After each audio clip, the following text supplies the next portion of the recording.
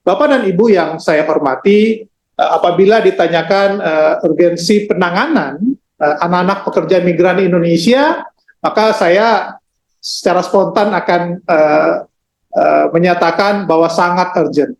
Kenapa? Karena masa depan anak-anak yang berada di wilayah luar Indonesia, khususnya anak-anak pekerja migran Indonesia, adalah merupakan tanggung jawab kita semua. Saya kira bukan hanya tanggung jawab perwakilan RI, tetapi tanggung jawab semua pihak. Dan di dalam konteks ini, maka keberadaan mereka juga tentu tidak bisa kita abaikan, yaitu bagaimana memberikan akses pemenuhan hak kepada mereka yang paling dasar berdasarkan pada Undang-Undang Nomor 20 Tahun 2003 tentang Sistem Pendidikan Nasional, yang sebetulnya sudah menyatakan bahwa negara wajib memberikan penyelenggaraan pendidikan wajib belajar 9 tahun untuk setiap warga negara Indonesia, baik yang berdomisili di Negara Kesatuan Republik Indonesia maupun di luar negeri. Nah, kami memainkan peran tersebut dalam konteks bagaimana kita memberikan pendidikan kepada anak-anak, khusus kepada anak-anak pekerja migran Indonesia yang berada di luar negeri. Kebetulan kita berada di Malaysia, maka ini juga sebetulnya sejalan dengan Akta Pendidikan Malaysia yang juga menyatakan bahwa Bapak, Ibu mereka juga wajib mengantar anak mereka untuk mendapatkan pendidikan. Paling tidak mulai dari pelajaran rendah selama 6 tahun. Dan bahkan dengan tegas mereka menyatakan apabila orang tua tidak memberikan akses pendidikan kepada anak-anaknya, maka mereka menghadapi hukuman. Ini ada hukuman dendanya, dan ada denda tersebut bisa berupa tunai, uang, atau bahkan penjara. Nah, ini bahkan lebih tegas menyatakan. Sehingga keberadaan anak-anak pekerja migran Indonesia yang khusus berada di Malaysia dan spesifiknya ada di kota di negeri Sabah yang menjadi wilayah kerja kami, tentunya juga ini secara bersamaan mendapatkan sambutan yang cukup baik dari pemerintah Malaysia. Nah, ini dibuktikan bahwa anak-anak pekerja migran Indonesia yang berada di negeri Sabah khususnya, yang kalau dalam catatan kami per Maret 2023, maka ada sebesar 20.445 anak-anak pekerja migran Indonesia yang sudah, nah ini mungkin perlu digarisbawahi, yang telah memperoleh akses pendidikan yang diberikan oleh pemerintah Indonesia dengan tentunya perizinan atau sepengetahuan dari pemerintah Malaysia. Bentuk kesepahaman ini didasarkan pada pertemuan annual consultations kedua pemimpin negara, antara pada saat tersebut Presiden Susilo Bambang Yudhoyono dan juga dengan Bapak Najib, Prime Minister Najib pada tahun 2011, telah ditandatangani satu Memorandum of Understanding yang ditandatangani di Indonesia pada saat itu, yang memberikan kesempatan dan akses bagi pemerintah Indonesia untuk mendirikan dua bentuk. Yang pertama, pendirian sekolah Indonesia yang berkedudukan di Kota Kinabalu. Ini sebetulnya merupakan sekolah formal yang didirikan oleh pemerintah Indonesia dari 13 sekolah Indonesia di luar negeri yang ada di luar negeri. Maka salah satunya ada di Kota Kinabalu. Nah, yang kedua adalah pendirian atau izin pendirian Community Learning Center, atau yang biasa kita sebut sebagai CLC. CLC sebagaimana namanya, maka ini adalah inisiatif baik dari personal, kelompok masyarakat yang ada di wilayah-wilayah tertentu atau titik-titik tertentu, juga bahkan mungkin perusahaan yang memberikan perhatian kepada keberadaan anak-anak pekerja migran kita. Nah, saat ini kita mencatat bahwa hampir sekitar 400 lebih CLC yang telah terbentuk di seluruh negeri Sabah ini. Jadi yang tadi saya sampaikan bahwa akses pendidikan ini diberikan dalam 2 wadah tempat pendidikan, yaitu Sekolah Indonesia Kota Kinabalu dan Community Learning Center. Saat ini untuk Sekolah Indonesia Kota Kinabalu itu sendiri terdapat sekitar 1.100 anak didik yang mulai dari tingkat pendidikan sekolah dasar, sekolah menengah pertama, sekolah menengah atas, bahkan juga ada sekolah menengah kejuruan. Jadi ada total jumlahnya 1.100, yang dimana hampir sekitar 90% anak didik di Sekolah Indonesia Kota Kinabalu juga adalah anak-anak pekerja migran Indonesia. Selain daripada sekitar 20.445 anak-anak yang tersebar di CLC yang tadi jumlahnya sudah saya sebutkan tadi. Nah, dengan keberadaan SIKK maupun CLC tersebut, maka sebetulnya upaya pemenuhan pendidikan atau memberikan akses pendidikan kepada anak pekerja migran ini sudah terpenuhi dalam konteks kuantitas, yaitu sarana dan prasarana yang bisa diberikan oleh pemerintah Indonesia. Bahkan dalam hal ini pemerintah Indonesia dalam hal ini yaitu Kementerian Pendidikan dan Kebudayaan dan Ristek juga telah membantu di dalam pemberian anggaran maupun pengiriman guru-guru bagi Sekolah Indonesia Kota Kinabalu dan Community Learning Center tersebut. Di Sekolah Indonesia Kota Kinabalu saat ini tercatat jumlah guru yang dikirim dan ditugaskan di Sekolah Indonesia Kota Kinabalu adalah mungkin sekitar 60 orang. Kemudian jumlah guru yang dikirim untuk ditugaskan mengajar sebagai guru bina, yaitu guru yang ditugaskan dari pemerintah Indonesia dengan sistem kontrak, ada sekitar 168 orang guru.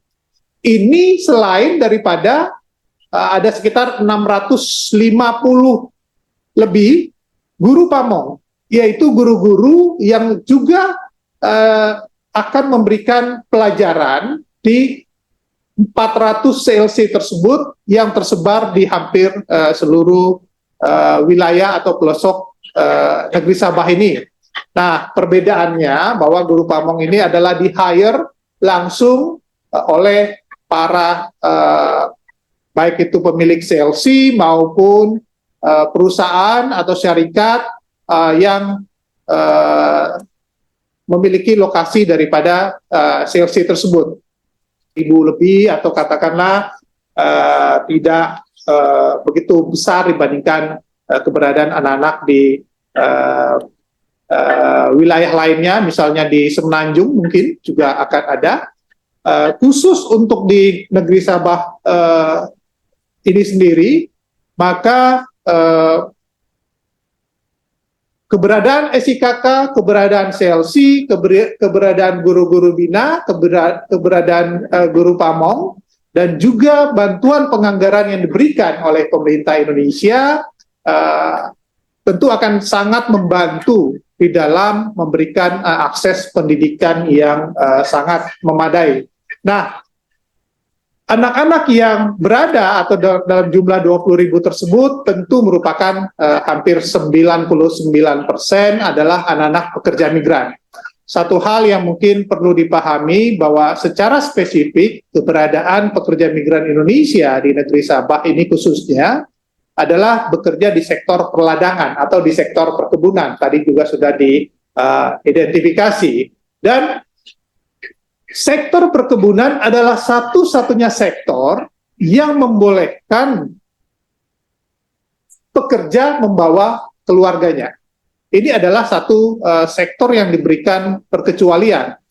Kalau dia bekerja di luar sektor perladangan, maka tidak mungkin diberikan izin atau boleh membawa keluarganya, sehingga ini juga memberikan dampak terhadap mengapa cukup banyak anak-anak pekerja migran Indonesia yang ada di negeri Sabah ini. Tetapi perlu digarisbawahi bahwa peran atau komitmen pemerintah negara Malaysia dan pemerintah Republik Indonesia di dalam penyediaan akses pendidikan atau lokasi pendidikan tersebut sebetulnya diprioritaskan bagi anak-anak pekerja migran Indonesia yang lahir di negeri Sabah. Nah, ini perlu menjadi perhatian kita juga. Tetapi ini tidak menutup kemungkinan karena di dalam beberapa catatan kita dan fakta yang kita dapati di lapangan juga banyak anak-anak yang ternyata dibawa dari Indonesia masuk ke negeri Sabah. Inilah yang nanti mungkin akan terkait dengan status mereka. Status mereka hanya mengikuti bapak atau ibu yang bekerja di sektor perladangan tersebut. Tetapi sebetulnya akses pendidikan baik di SLC maupun di SIKK diprioritaskan hanya untuk anak pekerja migran Indonesia yang lahir di negeri Sabah. Nah, persoalan keberadaan mereka sebetulnya bagi kami tidak pernah melihat status mereka sebagai anak-anak yang ilegal atau anak-anak yang stateless. Kita tidak pernah melihat posisi mereka sebagai anak-anak yang memiliki status tersebut. Karena apa? Status anak-anak ini akan tergantung daripada status orang tuanya itu sendiri, yang mungkin perlu kita dalami lebih awal. Sepanjang anak tersebut merupakan anak dari keluarga yang memiliki izin resmi bekerja di negeri Sabah ini, maka kita juga mengupayakan anak-anak ini juga memiliki izin untuk tinggal. Bukan izin untuk bekerja, tetapi izin untuk tinggal di negeri Sabah ini. Persoalannya, untuk masuk ke sekolah, mereka tentu sesuai dengan Akta Pendidikan Malaysia, maka anak-anak pekerja asing atau warga negara asing tentu belum diizinkan untuk mengikuti pendidikan umum di sekolah-sekolah publik yang dimiliki oleh pemerintah Malaysia. Nah, ini mungkin background mengapa kedua negara menyepakati adanya akses pendidikan dalam dua bentuk tadi, yaitu formal melalui pendidikan di SIKK dan secara informal melalui CLC yang ada. Dan di dalam operasionalnya CLC ini berinduk kepada Sekolah Indonesia Kota Kinabalu sebagai sekolah induk. Nah, persoalan yang berikutnya adalah sebetulnya bagaimana kita mencoba memberikan perhatian kepada anak-anak ini.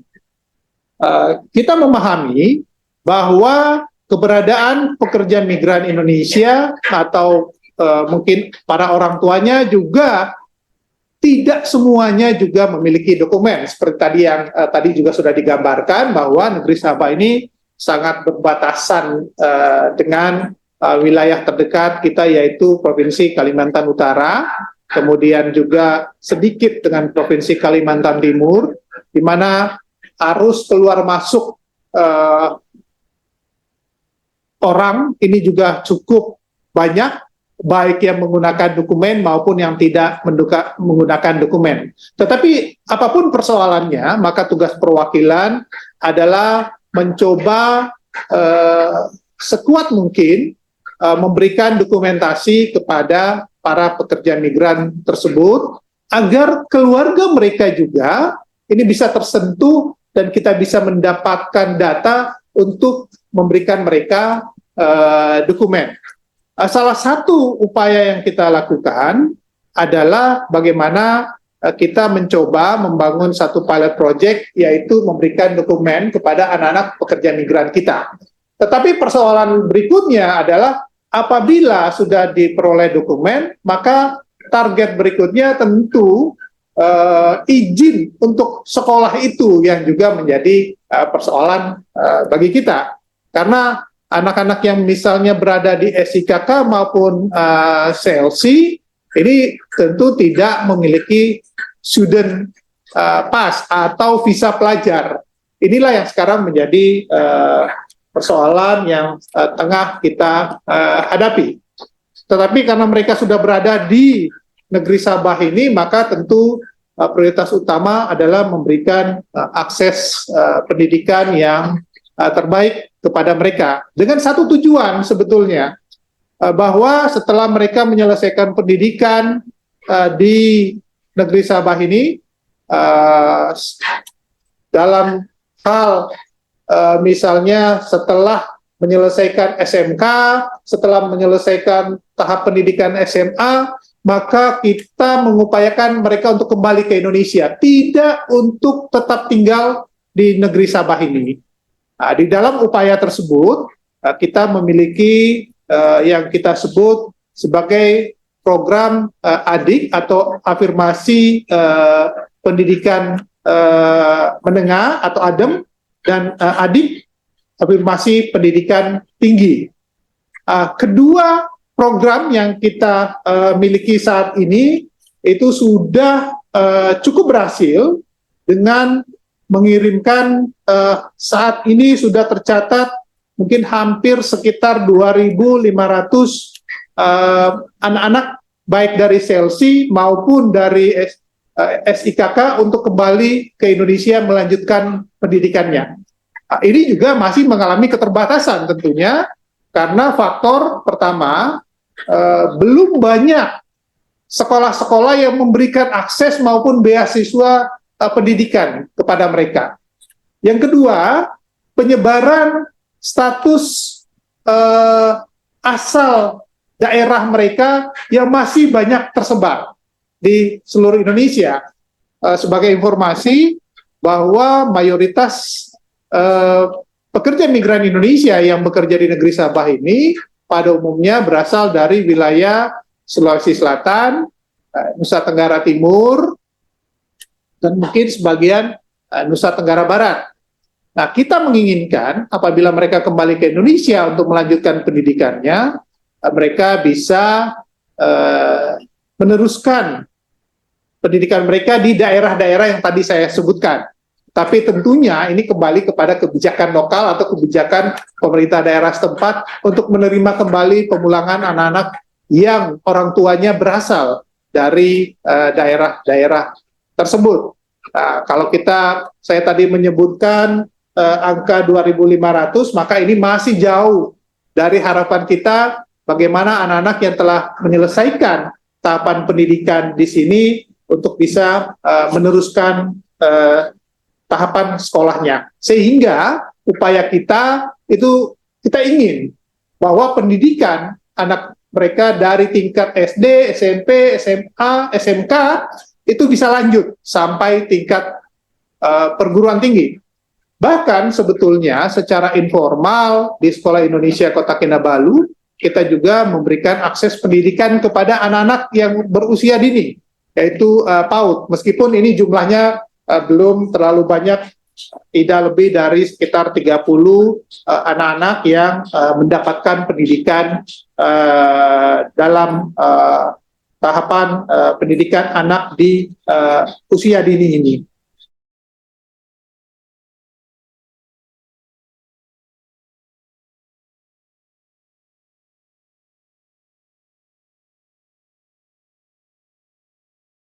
Harapan kami adalah kami ingin terus mendapatkan support dari segala pihak karena persoalan pendidikan anak pekerja migran Indonesia khusus di negeri Sabah dengan jumlah hampir sekitar 20.000 tersebut bagi kami juga tidak hanya merupakan tugas, tetapi kami juga ingin menghimbau kepada banyak pihak untuk juga bisa memberikan akses apabila mereka kembali ke Indonesia.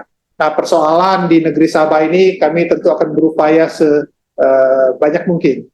Yang menjadi beberapa hambatan adalah pendirian CLC, tadi saya sebutkan mungkin dari sekitar tahun 2011 hingga 2023 ini, sudah hampir sekitar 12 tahun. berdirinya CLC tersebut dengan bisa memberikan akses kepada anak-anak pekerja migran hampir sekitar 20.000, tentu kita menginginkan yang lebih.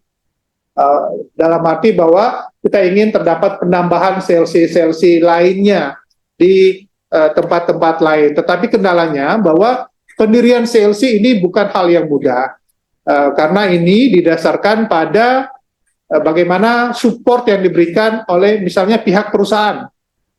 Kalau pihak perusahaan tidak memberikan support, maka tentunya CLC tersebut tidak bisa didirikan. Karena satu, tadi yang saya sebutkan, pendirian CLC ini diprioritaskan untuk berada di dalam perkebunan-perkebunan atau ladang-ladang sawit yang ada. Dan itu adalah wilayah atau otoritas mereka untuk memberikan izin atau tidak.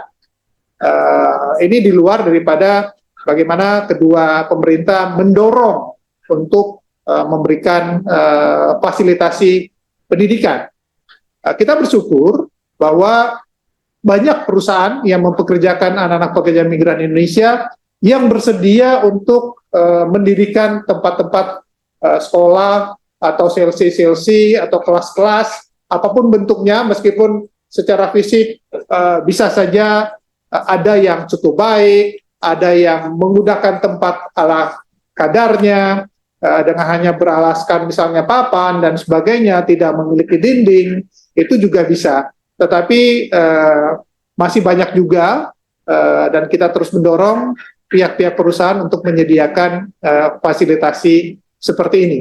Yang kedua adalah masih banyak terdapat anak-anak di ladang-ladang lain yang tidak ada akses pendidikan atau fasilitasi pendidikan yang tidak bisa untuk bersekolah di ladang lain, karena tentunya tidak bisa semudah itu anak-anak untuk bergerak dari satu ladang ke ladang lain hanya untuk menghadiri kelas.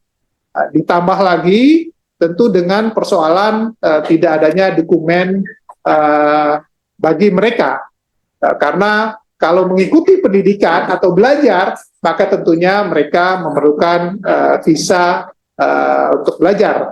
Bagi mereka yang hanya mengikuti keluarganya atau bapak ibunya dengan tidak memiliki dokumen lain, maka ini juga tentunya menjadi persoalan tersendiri apabila mereka keluar dari wilayah tempat tinggalnya atau ladang tersebut.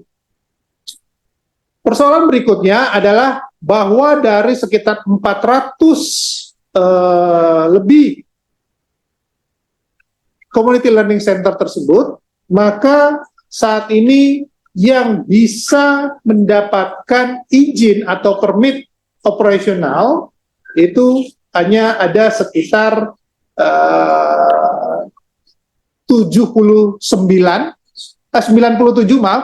97 CLC yang diberikan izin operasional.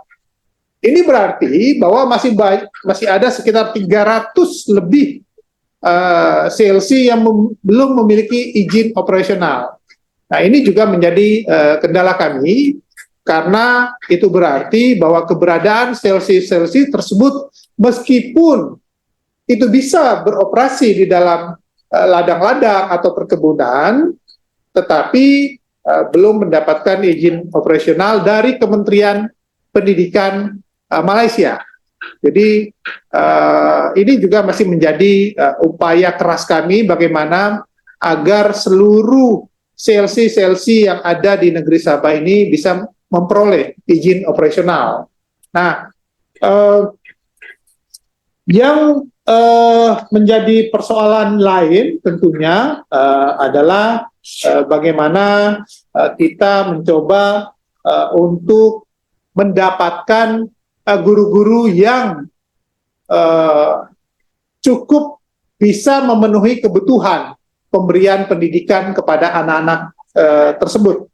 Nah, yang pasti bahwa materi pendidikan atau kurikulum atau substansi pendidikan yang diberikan kepada anak-anak pekerja migran adalah kurikulum yang disesuaikan dengan kurikulum yang berlaku di Indonesia. Jadi tidak ada perbedaan. Sehingga mereka akan mudah untuk melanjutkan pendidikan mereka di Indonesia berikutnya. Ini apabila kita flashback beberapa tahun lalu atau beberapa tahun sebelum adanya CLC, maka keberadaan anak-anak pekerja migran tersebut dalam mendapatkan pendidikan hanya disediakan oleh satu NGO, yaitu Humana, yang memberikan pendidikan tidak berdasarkan kurikulum Indonesia, sehingga tentu akan menyulitkan bagi mereka. Namun sejak 2011, maka anak-anak ini kita berikan bentuk kurikulum yang berlaku di Indonesia. Bapak dan Ibu, tadi saya menyentuh mengenai persoalan dokumentasi kepada anak-anak kita ini. Jika mereka memang tidak memiliki visa kerja, visa pelajar, maka tentu upaya lain yang perlu kita lakukan, dalam hal ini yang perwakilan lakukan, adalah menentukan bahwa anak-anak tersebut adalah betul-betul anak-anak PMI atau yang memiliki kewarganegaraan warga negara Indonesia. Maka dokumen yang saat ini kita berikan yaitu dalam bentuk pembuatan surat bukti pencatatan kelahiran.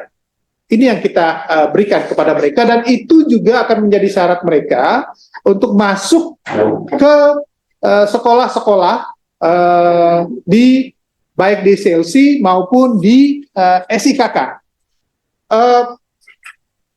Saya ingin menyampaikan kepada Bapak dan Ibu bahwa saat ini jumlah surat bukti pencatatan kelahiran yang kita berikan ada sekitar hampir 7.000 lebih surat bukti pencatatan kelahiran yang kita berikan. Nah, kalau kita melihat angka ini, maka ini menunjukkan bahwa memang masih perlu upaya-upaya kita untuk banyak memberikan SBPK kepada anak-anak. Persoalannya memang bahwa karena anak-anak ini banyak lahir di ladang-ladang, di kebun-kebun, dari orang tua yang juga tidak memiliki dokumen apapun. Nah, satu hal yang ingin saya sampaikan terkait dengan ketidakpemilikan dokumen dari orang tua. Sebelum saya mungkin melanjutkan mengapa anak-anak ini tidak memiliki dokumen. Sektor peladangan adalah satu sektor yang tadi saya sebutkan, bisa membawa keluarga. Nah, biasanya ketika bapaknya datang, itu setelah 6 bulan ke atas akan mulai mengajak istri, mengajak anak untuk juga ikut bekerja, membantu bapaknya. Nah, ketika masuk, ada 2 hal yang bisa terjadi, yaitu masuk secara resmi dengan mendapatkan izin kerja, dan masuk dengan tidak menggunakan prosedur atau kita sebut unprosedural atau prosedur yang tidak resmi dari Indonesia. Kalau yang masuk adalah ibunya dan anaknya, maka tentu masuk dengan tidak menggunakan izin kerja atau stay permit atau working permit. Tetapi yang menjadi persoalan juga, kalau kepala keluarga atau bapak ini berpindah bekerja, misalnya 6 bulan bekerja di satu ladang, kemudian berpindah bekerja lagi tanpa menghentikan kontraknya, maka secara otomatis status kepala keluarga ini dianggap tidak memiliki dokumen resmi, yaitu tidak memiliki kontrak, dan secara otomatis izin kerjanya akan terputus, habis. Begitu izin kerjanya habis atau terputus, maka statusnya adalah tidak memiliki permit, atau dalam bahasa imigrasi di sini ilegal. Kalau kita kan menggunakan istilah undocumented, seperti itu, Pak, Bapak dan Ibu. Nah, inilah yang juga menjadi kendala, begitu kepala keluarga tidak memiliki dokumen resmi, atau yang sifatnya undocumented seperti itu, secara otomatis istri dan anak-anak juga akan terbawa statusnya sebagai anak-anak yang tidak memiliki dokumen. Nah, apalagi yang masuk memang sudah tidak menggunakan dokumen secara resmi. Saat ini upaya yang kita lakukan pertama untuk memberikan status legal bagi pekerja migran ini adalah kita melaksanakan proses regularisasi. Kalau dulu dikenal sebagai pemutihan sebetulnya. Kalau di Malaysia dikenal sebagai proses regularisasi. Nah, proses regularisasi ini adalah di mana kita akan masuk ke ladang-ladang, akan masuk ke kebun-kebun kelapa sawit untuk memberikan dokumen. Tidak hanya kepada pekerja, tetapi juga kepada anggota keluarga dan termasuk anak-anak yang kita temukan di ladang-ladang tersebut. Sebagai ilustrasi dapat saya sampaikan bahwa kita sudah memberikan paspor, misalnya dalam program regularisasi dalam 3 tahun terakhir ada sekitar 30.483 jumlah paspor yang kita keluarkan. Kemudian jumlah berikutnya yaitu pemberian paspor untuk apakah yang hilang, yang rusak, dan sebagainya. Kita sudah berikan sekitar 65.168, jadi ada sekitar hampir 100.000 lebih, atau kalau dari jumlah yang tadi saya sebutkan, saya tambahkan lagi kita juga memberikan surat perjalanan laksana paspor, ini sama statusnya dengan paspor, cuma hanya untuk digunakan keluar, yaitu sekitar 4.238.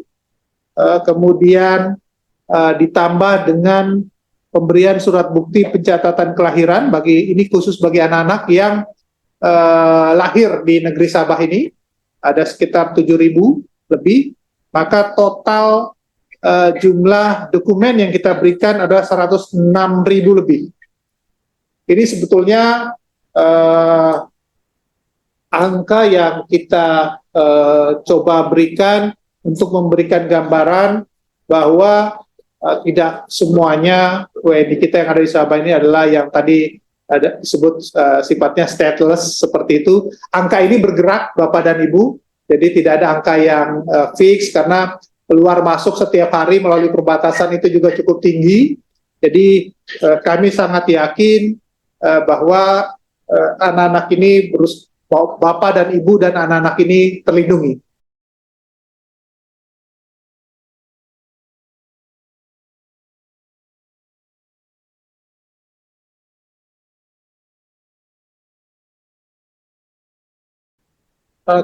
Upaya-upaya lain yang tentunya bisa kita lakukan adalah bagaimana anak-anak ini tetap bisa mendapatkan akses pendidikan. Ini merupakan isu utama di dalam diskusi kita pada pagi hari ini. Bapak dan Ibu, sebetulnya dari angka 400 lebih CLC yang kita berikan tersebut, kita juga memiliki apa yang kita sebut sebagai PKBM atau Pusat Kegiatan Belajar dan Mengajar, atau juga biasa kita sebut sebagai tempat kegiatan belajar. Nah, kalau untuk PKBM itu kita berikan dalam konteks paket C, kemudian untuk PKB-TKB tersebut juga kita berikan ada cukup banyak, khususnya di sekitar CLC atau kebun-kebun yang tidak disediakan fasilitas oleh perusahaan, meskipun di dalam kebun-kebun atau ladang-ladang kelapa sawit tersebut ada anak-anak pekerja migran. Jadi kita dirikan PKBM atau TKB-TKB. Tapi karena kita selalu menggunakan istilah CLC, Community Learning Center, maka mungkin itu yang lebih banyak dikenal oleh masyarakat. Ingin saya sampaikan bahwa kami di perwakilan, khususnya di negeri Sabah ini, tetap memiliki komitmen penuh di dalam mengupayakan pendidikan atau memberikan pendidikan yang terbaik bagi anak-anak pekerja migran Indonesia. dimanapun mereka berada. Upaya yang saat ini sedang kita lakukan adalah bagaimana memberikan dokumen kepada mereka, kepada 1.100 anak-anak yang berada di Sekolah Indonesia Kota Kinabalu. Maka pada bulan Februari kemarin itu kita telah memberikan pelayanan paspor sekitar 800 paspor kepada anak-anak tersebut, dengan harapan anak-anak yang memperoleh paspor tersebut bisa mendapatkan izin tinggal paling tidak, atau bisa mendapatkan izin untuk belajar dari Kementerian Pendidikan dan pihak imigrasi setempat.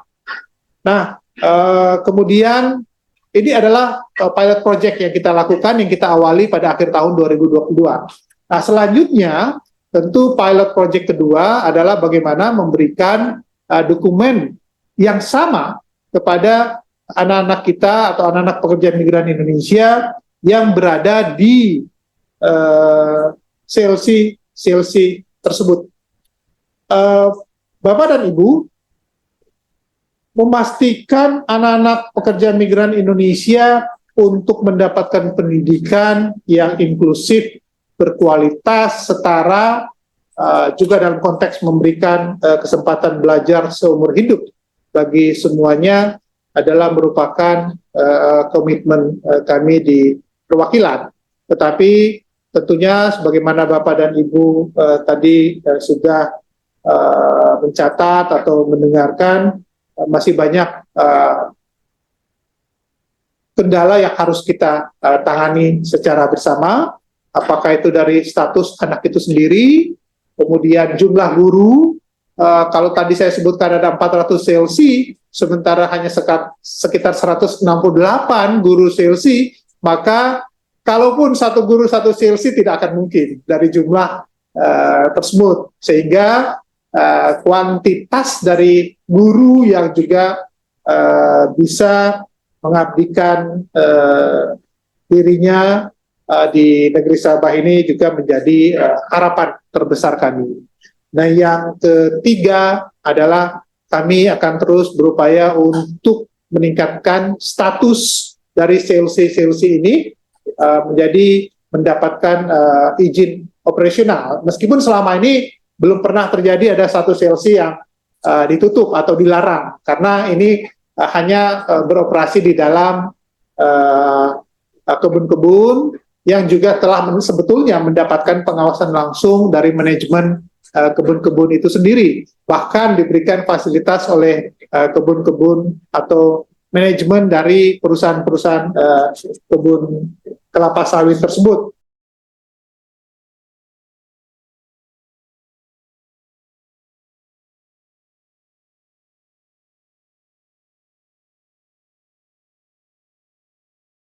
Tantangan ke depan adalah bagaimana kita memperoleh akses yang sebesar-besarnya dan seluas-luasnya bagi anak-anak yang telah menyelesaikan tingkat pendidikan yang tadi saya sebutkan, SMA yang akan kembali ke Indonesia. Karena daya tampung SIKK ini tadi saya sebutkan 1.100, sementara CLC hampir 20.000. Jadi kalau kita 1 tahun saja tingkat kelulusan SD, SMP di CLC tersebut, maka tidak mungkin akan tertampung di SIKK karena jumlah seat untuk bisa bersekolah di Sekolah Indonesia Kota Kinabalu sebagai sekolah induk ini tidak akan mungkin. Nah, bagaimana mereka untuk bisa melanjutkan pendidikan mereka misalnya? Ini juga menjadi tantangan. Kalau tidak ada akses ke Indonesia, maka satu-satunya cara yang bisa dilakukan adalah memberikan mereka proses pembelajaran jarak jauh atau proses belajar jarak jauh, PBJJ. Nah, ini adalah salah satu upaya yang dilakukan yang dikoordinir oleh Sekolah Indonesia Kota Kinabalu untuk terus memberikan akses pendidikan kepada mereka yang tidak bisa masuk ke SIKK tetapi harus melanjutkan sekolahnya. Sebagai informasi, Di CLC tidak ada kelas SMA. Mereka hanya untuk SD dan SMP. SMA hanya ada di SIKK. Nah, bagi yang akan melanjutkan ke SMA di SIKK pun tentu ini akan sangat terbatas. Upaya yang kita berikan adalah melalui dua hal tadi, yaitu afirmasi pendidikan menengah dan afirmasi pendidikan tinggi ke Indonesia. Tetapi jumlahnya juga tidak begitu banyak. Hanya sekitar 2.500 orang yang bisa kita berikan akses pendidikan di Indonesia atau pendidikan lanjutan. Kemudian tentu tantangan berikutnya adalah bagaimana agar anak-anak yang bersekolah baik di SIKK maupun di CLC tersebut bisa mendapatkan tas pelajar. Nah, ini akan lebih menjamin keberadaan mereka di sini sebagai anak-anak pekerja migran yang bisa bersekolah. Nah, kemudian tentu ini persoalan-persoalan yang mungkin lazim ya, Bapak dan Ibu. Ketika kita menangani isu pendidikan anak, hambatan yang kita alami juga adalah bagaimana mendorong orang tua untuk mendorong anak-anaknya mengikuti pendidikan. Itu juga merupakan persoalan yang kita hadapi di lapangan. Bapak dan Ibu bisa memahami bahwa dengan tingkat pendidikan yang dimiliki oleh para orang tua yang bekerja di sektor ladang tersebut, di mana tingkat literasi yang dimiliki juga tidak terlalu tinggi, bahkan tidak menutup mata, masih banyak yang mungkin tidak pernah mengenyam pendidikan. Nah, adalah menjadi persoalan serius ketika anak-anak mereka juga tidak didorong. Karena kita tidak mungkin memaksa kepada orang tua untuk misalnya membawa anak-anak ini ke sekolah. Kita terus menghimbau, kita terus membuat sosialisasi. Tetapi ini kembali lagi kepada para orang tua untuk bisa mengantarkan anak-anaknya bersekolah.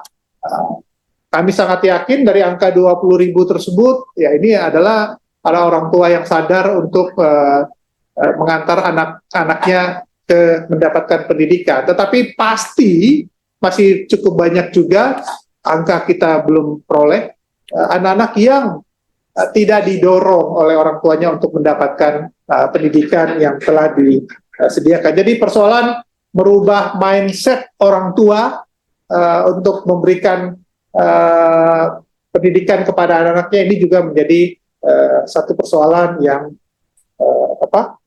cukup perlu kita pelajari dan cari solusi secara bersama.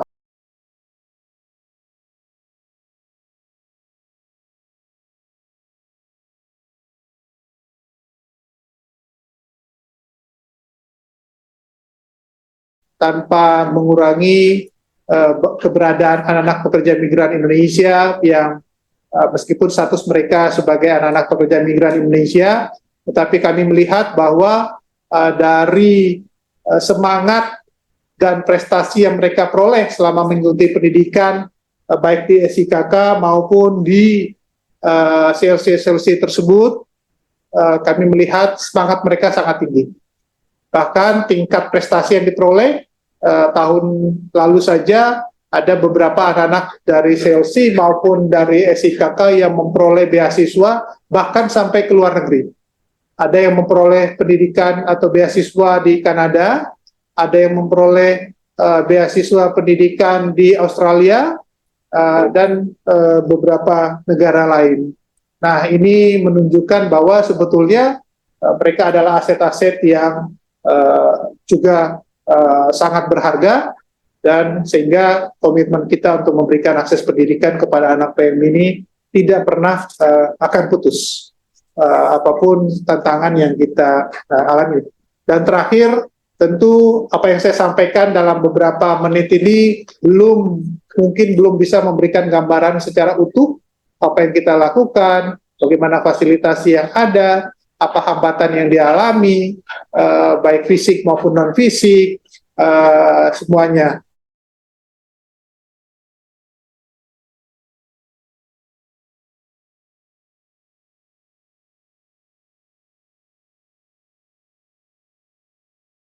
Sekitar 15% yang berada di luar ladang, atau kita sebut sebetulnya CLC non ladang. Nah, ini sebetulnya terminologi yang kita gunakan sendiri, tidak ada istilah yang bisa kita acu, tetapi karena posisinya berada di luar ladang atau di luar perkebunan, yaitu di ruko-ruko, di pemukiman warga, dan lain-lain, maka kita sebut sebagai CLC non-ladang. Tetapi sebetulnya, kalau kita merujuk ke istilah CLC sendiri, Community Learning Center, maka keberadaan mereka ini bisa sah-sah saja. Seperti yang di awal saya sampaikan, keberadaan CLC ini adalah sebetulnya kita dorong berasal dari inisiatif. Apakah itu perorangan, kelompok masyarakat, organisasi, atau perusahaan, di mana ada atau eksis keberadaan anak-anak pekerja migran tersebut. Jadi ini adalah merupakan upaya yang didorong oleh kedua pihak, artinya bahwa meskipun inisiatif pendirian FCC berasal dari pemerintah, tetapi pendirian CLC ini sudah terdengar ya. Pendirian CLC ini kita harapkan 100% merupakan upaya murni dari masyarakat. Itu sebagai dasar mengapa kita berikan nama Community Learning Center. Dan status sekolah-sekolah yang di luar ladang, yang 15% dari sekitar 400 lebih CLC ini memang berada di yang tempat-tempat yang saya sebutkan, tidak di dalam premis yang dimiliki atau difasilitasi oleh perkebunan. Nah, memang kami juga menyadari bahwa keberadaan CLC non-ladang ini sebetulnya melanggar MOU yang sudah disepakati tahun 2011, karena MOU ini kan sifatnya adalah pendirian atau penubuhan CLC di sektor ladang, judulnya itu, di sektor ladang. Ini adalah satu isu yang di beberapa bulan terakhir ini sebetulnya ingin kami selaraskan dengan permintaan dari Kerajaan Negeri Sabah yang juga menyampaikan pertanyaan yang sama. Kenapa ada CLC di luar ladang? Kan kita persetujuannya hanya di dalam ladang. Sekali lagi, ini adalah upaya dari masyarakat, komunitas-komunitas yang ada, dan kita tidak mungkin melarang itu. Tetapi di sisi lain kita juga tidak bisa menyebutkan atau memberikan atau apa yang saya sebutkan tadi, izin operasional, apalagi dari pemerintah Malaysia yang tadi saya sebutkan hanya memberikan 97, di dalam ladang sendiri pun tidak diberikan, belum semuanya diberikan izin operasional, apalagi yang non ladang yang jelas-jelas tidak sesuai dengan MOU. Secara prinsip kita sebetulnya ingin menegakkan kembali agar anak-anak itu bisa sekolah di CLC ladang. Tetapi menjadi pertanyaan, kalau mereka ada di luar ladang, terus apakah mereka tidak bisa mendapatkan akses? Itu yang menjadi mungkin pertanyaan. Dari pihak Kerajaan Negeri Sabah juga sebetulnya tidak melarang secara tegas, arti dalam tanda kutip tegas, ada tutup, tidak seperti itu. Masih membiarkan. Tetapi kalau kita lihat kembali, tentu pertanyaan-pertanyaan mereka, ini belum ada izin operasional, ini kita berada di persimpangan atau di tengah-tengah, tetapi kita masih yakin keberadaan CLC di luar ladang ini masih sangat penting, Bu.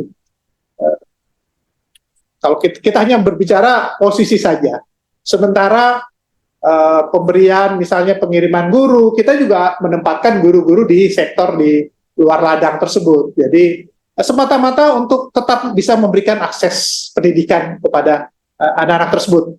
Jadi perjuangan kami di perwakilan adalah bagaimana agar 15% dari 400 CLC tersebut yang berada di luar ladang ini bisa juga diakui keberadaannya, kemudian diberikan izin operasional. Namun sepanjang sampai hari ini mereka tetap berjalan, tetap memberikan pendidikan kepada anak-anak tersebut, fasilitasnya ada, tempatnya ada, bahkan kami juga sangat terbantu karena banyak pihak-pihak maupun individu yang terkadang memberikan fasilitas dan tempat secara gratis atau tidak terbayar atau tidak perlu membayar. Salah satu contoh misalnya yang ada di Sandakan, di negeri Sabah ini, ada seorang dermawan yang memberikan tempat, dia memiliki 2 ruko gitu, dan memberikan ruko itu kepada anak-anak PMI yang ada di sekitar. Nah, ruko ini pastinya di tengah kota, Bu. Jadi ya tentu itu bukan di luar ladang, tetapi ada. Nah, yang berikutnya adalah bahwa kalaupun sales ini di luar ladang, tetapi banyak CLC ini yang juga memberikan fasilitasi pendidikan bagi anak-anak pekerja migran yang berasal dari ladang, Bu. Nah, ini juga fakta yang menarik. Bolehlah namanya CLC non ladang, tetapi anak-anak yang sekolah adalah anak-anak ladang, gitu. Kenapa? Karena yang di awal saya jelaskan masih banyak perusahaan yang mungkin tidak memberikan fasilitasi di ladang-ladang tersebut, sehingga anak-anak ini harus mencari tempat. Anak-anak ini didorong oleh masyarakat atau apakah itu guru pamong, guru bina, atau orang tuanya untuk bisa bersekolah. Dan solusinya adalah mereka bersekolah di luar ladang, yaitu di tempat-tempat yang saya sebutkan tadi, Bu. Jadi itu kondisi yang ada di negeri Sabah ini.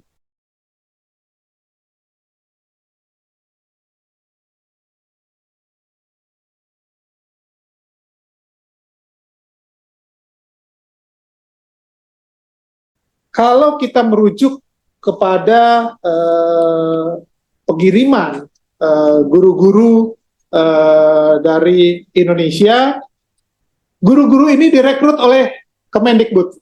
Jadi saya yakin guru-guru bina ini sudah memiliki kualitas untuk memberikan pendidikan kepada anak-anak pekerja migran Indonesia. Tetapi persoalannya adalah jumlah guru-guru yang bisa dikirim ke negeri Sabah setiap tahun ini juga bukannya semakin meningkat, tetapi jumlahnya tetap stagnan saja. Kalau saat ini ada sekitar 168 guru bina, ini guru bina ya Bu yang dikirim, ya ini pasti tidak memenuhi satu guru satu CLC. Gitu. Artinya ada sekolah yang tidak mendapatkan guru. Nah, kalau tidak mendapatkan guru, maka solusinya adalah perlu dicarikan guru. Guru pamong ini adalah guru-guru lokal yang direkomendasikan. Jadi standarnya direkomendasikan oleh guru bina. Jadi standar direkomendasikan oleh guru bina, ya tentu dengan tetap mengacu kepada pemberian materi pendidikan dengan kurikulum Indonesia. Itu. Jadi tidak bisa keluar dari kurikulum tersebut, Bu. Kalau saya berbicara mengenai mutu dan yang lainnya, mungkin saya juga, karena saya tidak melakukan seleksi, kami di perwakilan tidak melakukan seleksi, itu dilakukan oleh para guru bina dan Sekolah Indonesia Kota Kinabalu sebagai sekolah induk, tetapi kami berpegang bahwa materi pendidikan yang diajarkan tentunya harus memenuhi kriteria kurikulum pendidikan Indonesia. Kemudian ini jumlahnya cukup banyak, Bu. hampir 600, saat ini sekitar 658 guru pamong. Jadi kalau 658 guru pamong ya bisa kita membayangkan ada CLC yang terdapat 1 guru bina, 1 guru pamong, atau 2 guru bina saja, atau hanya 1 guru bina, 2 guru pamong, atau hanya guru pamong juga ada di sekitar 400 lebih CLC tersebut. Kemudian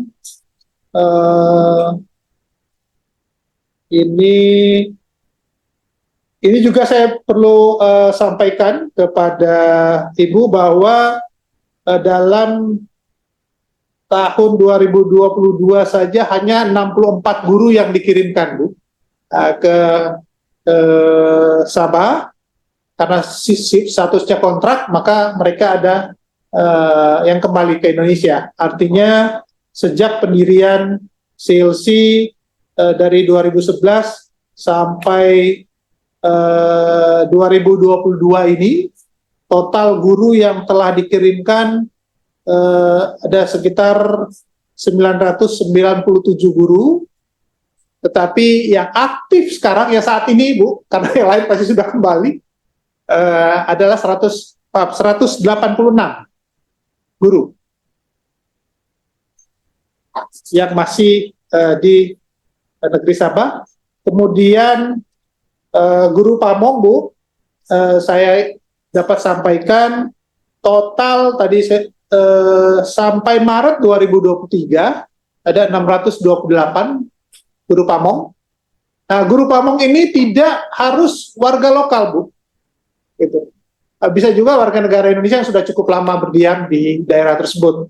Nah, sebagai ilustrasi dapat saya sampaikan, karena jumlah yang saya ceritakan tadi kan tidak hanya Sabah tapi meliputi CLC di Sarawak, maka guru pamong yang berstatus warga negara Indonesia ada sekitar 484 orang.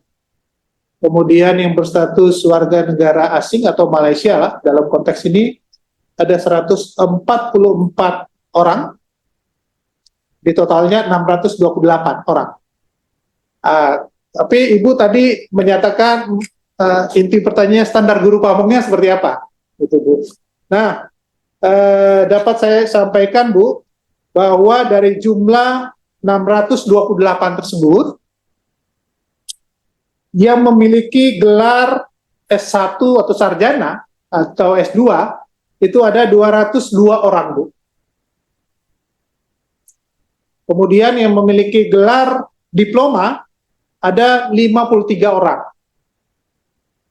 Kemudian yang memiliki gelar SMA sederajat ada 283 orang. Yang memiliki gelar SMP sederajat 80 orang. Dan yang SD sederajat 10 orang. Itu adalah tingkat pendidikan dari 628 guru pamong.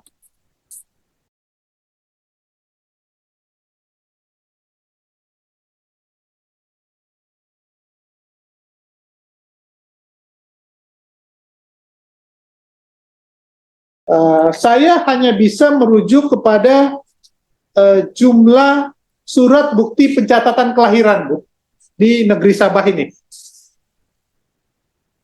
Jadi surat bukti pencatatan kelahiran di negeri Sabah berdasarkan catatan kami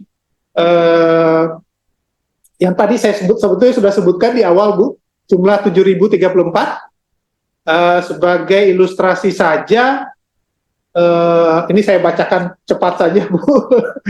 2019 ada 2.100 lebih, 2020 kita mengeluarkan 1.700 lebih, 2021 kita mengeluarkan 1.000 lebih, 2022 1.400 lebih, dan Maret 2023 kemarin kita mengeluarkan 569 SBPK, Bu, surat bukti pencatatan kelahiran. Nah, itu yang kita catat dan kita berikan tanda bukti kelahiran. Anak-anak yang dibawa ini jadi persoalan karena mereka mengikut orang tua, jadi mereka bukan sebagai pekerja dan sebagainya. Tentu saya yakin kalau kita melihat jumlah SPPK yang tadi saya sebutkan dengan jumlah anak didik, ya tentu juga masih banyak yang dibawa dari Indonesia dan masuk ke negeri Sabah ini sebagai anak-anak yang dibawa atau anak-anak yang lahir tidak di negeri Sabah atau lahir di Indonesia, Bu. Itu. Padahal kalau kita bicara mengenai CLC kan sebetulnya peruntukannya bagi anak-anak yang hanya lahir di Sabah. Nah, ini juga menjadi persoalan. Itu juga pernah menjadi pertanyaan.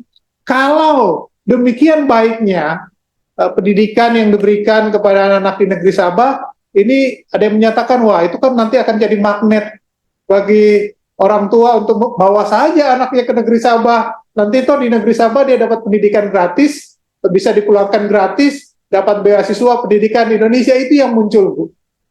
Ketika kita hubungkan isu-isu seperti ini. Di Indonesia saja harus bayar, harus bersaing dengan semuanya. Kalau di Sabah kan begitu masuk, bisa masuk ke CLC, syukur-syukur bisa masuk di SIKK, tidak perlu membayar, bahkan bisa dapat beasiswa dan sebagainya. Nah, ini juga, jadi kita tetap, namun apapun yang terjadi, karena mereka sudah di negeri Sabah, kita tetap memperlakukan sama. Jadi kita tetap memberikan akses pendidikan kepada mereka.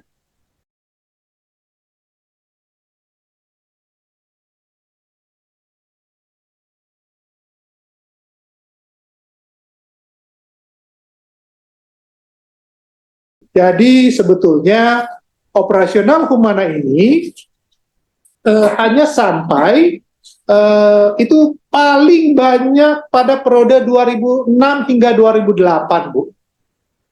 Sebelum CLC ini berdiri. Tetapi masih ada 1-2 juga sekolah-sekolah Humana yang masih beroperasi di negeri Sabah. Masih ada, Bu. Karena apa? Humana ini berada ditunjuk atau dikontrak langsung oleh perusahaan, Bu. Jadi bukan oleh kedua pemerintah. Jadi keberadaan mereka ya tergantung dari kontrak mereka dengan perusahaan. Betul bahwa kalaupun ada anak-anak Indonesia di sekolah-sekolah yang dikelola oleh Humana sebagai NGO internasional ini, ya pasti tadi di awal juga saya sampaikan tidak menggunakan kurikulum Indonesia. Nah, upaya kita adalah bagaimana mengkonversi dari awal. Jadi sejak 2011 ini sebetulnya kita sudah mencoba mengkonversi sekolah Humana pada tahun 2006-2008 kita mencatat ada 109 sekolah Humana, Bu. Nah, tapi dengan perkembangan pendirian CLC, saya dapat infokan sebetulnya sejak 2009-2011 kita sudah membangun 78 CLC atau mengambil alih bahkan CLC Humana-Humana tersebut. Ada 1-2 sekolah Humana yang ada, tetapi kita mencoba menggandengkan dengan CLC di tempat tersebut. Jadi ada kebun yang ada CLC dan ada Humananya. Kita tempatkan guru bina, di mana bagi anak-anak Indonesia kita prioritaskan diajar oleh guru bina tersebut. Begitu. Kemudian yang kedua adalah kita mencoba mendorong perusahaan untuk mendirikan CLC instead of mendirikan Humana. Banyak juga perusahaan yang sudah memberikan kesempatan untuk pendirian CLC dan menghentikan operasional Humana ini. Itulah juga mengapa total jumlah CLC semakin bertumbuh dari tahun ke tahun dengan angka 400 lebih CLC tersebut. Jadi kita tidak ingin ada konflik Bu dengan Humana sebetulnya, karena mereka tetap memberikan pendidikan gitu. Dan juga perlu disadari bahwa pekerja kebun kan tidak hanya Indonesia, ada juga pekerja dari negara lain, khususnya dari Filipina. Sehingga ya mereka mungkin lebih mudah mengakses pendidikan di sekolah Humana tersebut, karena kebanyakan pengajarnya adalah warga asing dengan bahasa pengantar bahasa Inggris, jadi mungkin mereka lebih nyaman dengan bahasa Inggris. Nah, ini juga mungkin salah satu ya faktor juga, anak-anak yang pernah bersekolah di Humana ada kelebihan bahasa Inggris juga. Tetapi kita tetap punya komitmen untuk lebih mendirikan sekolah CLC di sektor ladang. Kalaupun ada Humana, kita lakukan pendampingan dan kita himbau agar sektor ladang tersebut bisa mendirikan CLC jauh lebih banyak.